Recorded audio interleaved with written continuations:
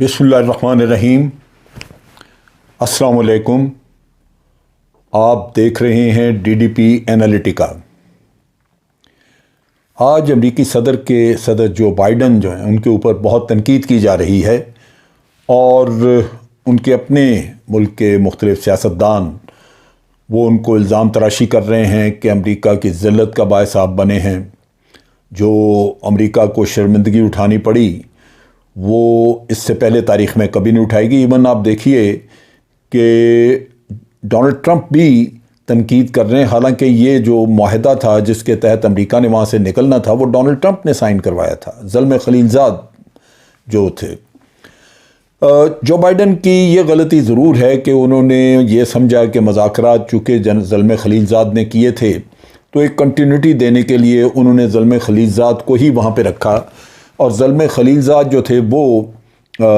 اپنے طور پہ مذاکرات کرتے رہے اور ہر بات پہ جو بھی انہوں نے طے کی اشرف غنی حکومت کو وہ آن بورڈ رکھتے تھے، ان کو باقاعدہ جا کے بتاتے تھے، اور اس طرح ایک کوارڈینیشن کا سسٹم جاری تھا۔ لیکن دوسری طرف جو تھا وہ مسئلہ کچھ اور تھا۔ وہ یہ تھا کہ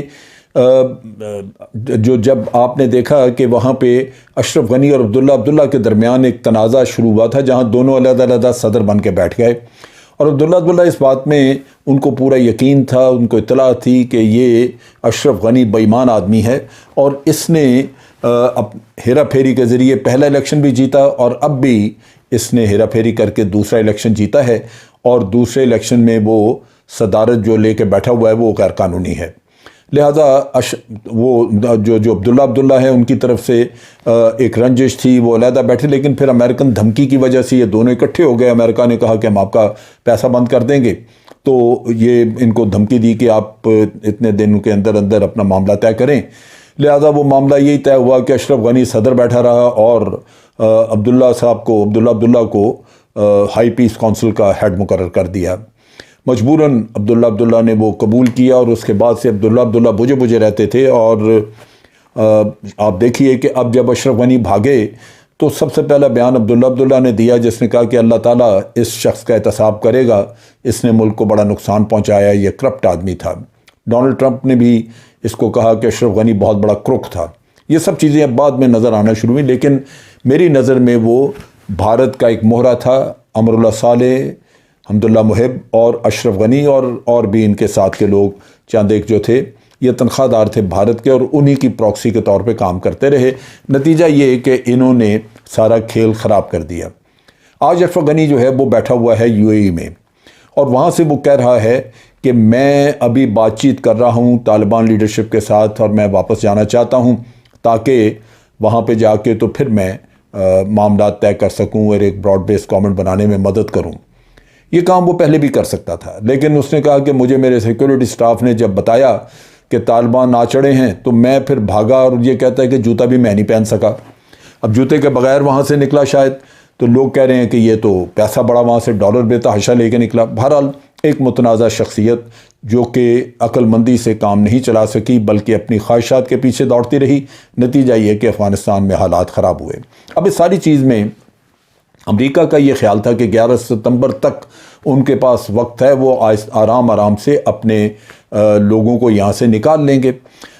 میں یہ بات اس لیے بتانا چاہ رہا ہوں کہ جو ساری تنقید آ رہی ہے جو بائیڈن پہ، اس کی وجہ شکست نے امریکہ نے تو جانا تھا، وہ تو تیاری میں تھے، جا ہی رہے تھے۔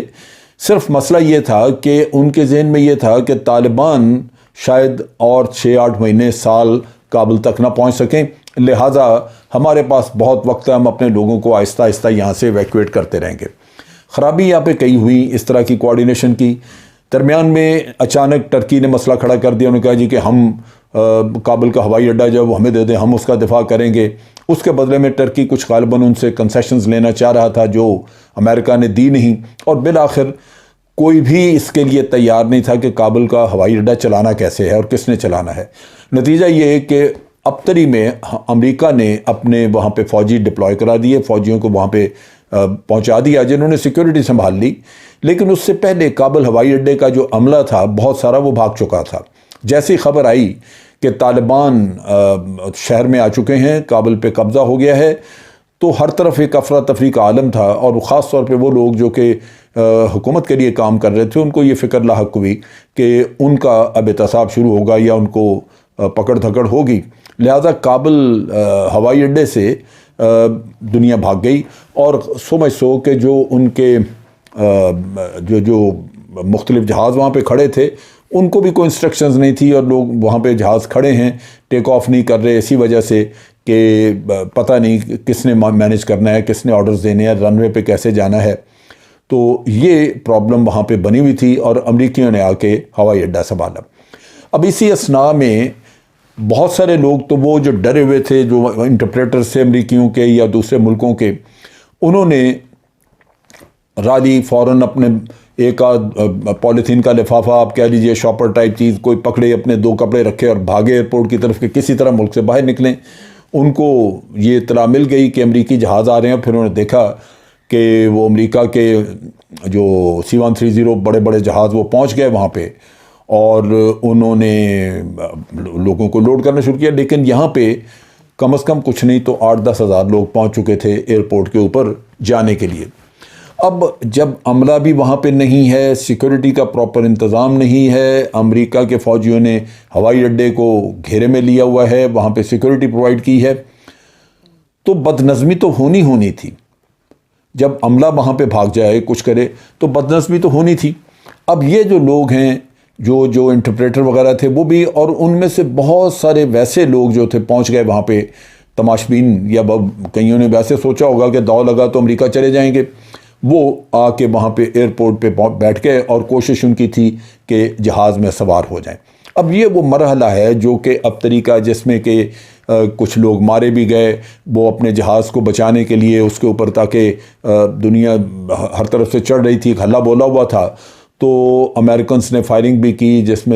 میں میرا خیال ہے 3-4 لوگ بھی 4-5 مارے گئے، پھر کچھ لوگ جہاز کے ساتھ لٹک گئے، اور وہ اوپر جب جہاز گیا تو گرے نیچے، وہ مر گئے۔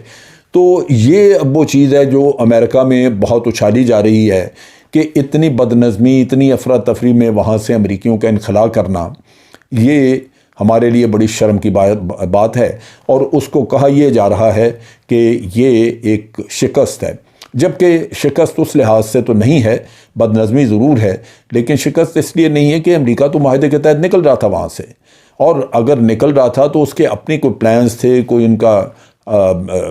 کچھ نہ کچھ ان کے ذہن میں تھا کہ بعد کے حالات انہوں نے کیا بنانے ہیں، کیا کرنے ہیں، لیکن اس وقت کے لیے وہ یہی تھا کہ 31 اگست تک ان کے پاس ٹائم تھا، انہوں نے اپنے جہاز شیڈول وغیرہ بنا کے تو آہستہ آہستہ لوگوں کو نکالنا تھا، وہ چیز نہ ہو سکی۔ یہاں تک کہ آپ حیران ہوں گے کہ ایک اور بڑی یعنی عجیب سی بات جو ہمارے نوٹس میں آئی، وہ یہ کہ لنڈی کوتل کا ایک پاکستانی لڑکا، وہ وہاں پہ ٹرک چلاتا تھا، کابل میں ٹرک چلاتا تھا۔ جب وہ ٹرک کا کام کرتا تھا تو اسی طرح کہیں سے مال اٹھا کے دوسری جگہ پہنچانا، اس سے پیسے ویسے کما لیتا تھا وہاں پہ۔ جب طالبان آئے تو وہاں افراتفری مچی، اور اس میں وہ بھی اس نے دیکھا کہ ایئرپورٹ پہ بڑی دنیا جا رہی ہے، بڑا رش ہے، تو وہ اس نے اپنا ٹرک جو تھا وہ کھڑا کیا ایئرپورٹ کے باہر، اور اندر جا کے تماشا دیکھنے لگ گیا وہ بھی۔ اور تماشا دیکھنے میں اس نے دیکھا کہ لوگ جہاز میں چڑھ رہے ہیں، ایک فیملی چڑھ رہی تھی، اس نے کہا میں بھی اندر جا کے جہاز دیکھ لیتا ہوں، یہ کس قسم کا لوگ دھڑا دھڑ چڑھ رہے ہیں، ہلا بولا ہوا ہے، وہ بھی جا چڑھا اس میں۔ اتنے میں باہر فائرنگ ہوئی، تو انہوں نے فائرنگ میں جتنے لوگ اندر چڑھ چکے تھے وہ تو چڑھ گئے، باقی تتر بتر ہو گئے، انہوں نے دروازے جہاز کے بند کر دیے۔ اب جب جہاز کے دروازے بند ہو گئے تو اب وہ جہاز تو ٹیک آف کرنا تھا۔ اب یہ خاندان تلاش کر رہا ہے، کئی دنوں سے اس سے بات چیت نہیں ہے، ٹیلی فون رابطہ نہیں ہے۔ بالآخر ایک ٹیلی فون 3 دن کے بعد 2 یا 3 دن کے بعد ٹیلی فون آیا، رابطہ ہوا، تو انہوں نے کہا ہم تو خاندان نے گھر والوں نے کہا کہ ہم تو پریشان رو رہے تھے کہ کدھر چلے گیا تم، کیا تمہارا اتا پتہ کوئی نہیں؟ تو اس نے کہا کہ میں تو امریکہ میں ہوں۔ خاندان بہت حیران ہوا کہ تم کیسے پہنچے امریکہ میں؟ اس نے بتایا، اس نے کہا میں تو جہاز دیکھنے اندر چڑھا تھا کہ باہر فائرنگ ہوئی، انہوں نے جہاز کے دروازے بند کر دیے، جہاز ٹیک آف کر گیا، اور اب یہاں پہ کوئی واپسی کا ذریعہ نہیں ہے، تو شاید وہ امریکہ میں ٹک جائے بھی، اسی طرح ہی بیٹھا رہے، لیکن اس کو فکر تھی اپنے ٹرک کی، تو چابیاں خود وہ لے گیا ہوتا ساتھ، کیونکہ اس نے تو واپس آنا تھا، جا کے لے کے جانا تھا۔ تو اس نے خاندان میں اپنے والد وغیرہ کو کہا کہ بھائی کو بھیجو، وہاں سے چابیاں بنوائے، ٹرک کو کم از کم چلا کے گھر لے آئے، وہ ایئرپورٹ کے باہر کھڑا ہے۔ تو اس طرح کے واقعات آپ اس سے اندازہ لگائیں کہ کتنی افراتفری، کس قسم کے حالات ہوں گے وہاں پہ ایئرپورٹ پہ، کتنی بد نظمی ہوگی اگر لوگ اتنی افراتفری نہ مچاتے اور ایسی گھبراہٹ نہ ہوتی، جو بعد میں اب دیکھا کہ اب ایئرپورٹ پہ وہ رش نہیں ہے کیونکہ لوگوں کو پتہ لگ گیا کہ طالبان کچھ نہیں کہہ رہے۔ تو اگر یہ سارا ایک پراپر انتظام کے تحت یہ سارا کچھ ہو جاتا تو شاید امریکہ میں بائیڈن کے اوپر بھی وہ کرٹیسزم اتنا نہ ہوتا، اور باقی لوگ بھی جو ہیں وہ شاید امن سے، آرام سے اپنے معاملات طے کرتے اور امریکہ جیسے جیسے انخلا کر رہا تھا اس کے ساتھ چلے جاتے۔ لیکن اب یہ سارا پروسیس رک گیا ہے، امریکہ نے بھی انخلا بند کر دیا ہے، ان کی ایمبیسی بند ہو چکی ہے، لوگ جا چکے ہیں، اور اب طالبان کی ذمہ داری ہے کہ وہ ان سب لوگوں کو جن کو معاف کیا ہے یا جیسے ان کو کام کاج پہ لگائیں تاکہ افغانستان کے معاملات نارمل طریقے سے چلنے شروع ہوں۔ آج کے لیے اتنا ہی۔ افواج پاکستان زندہ باد، پاکستان پائندہ باد۔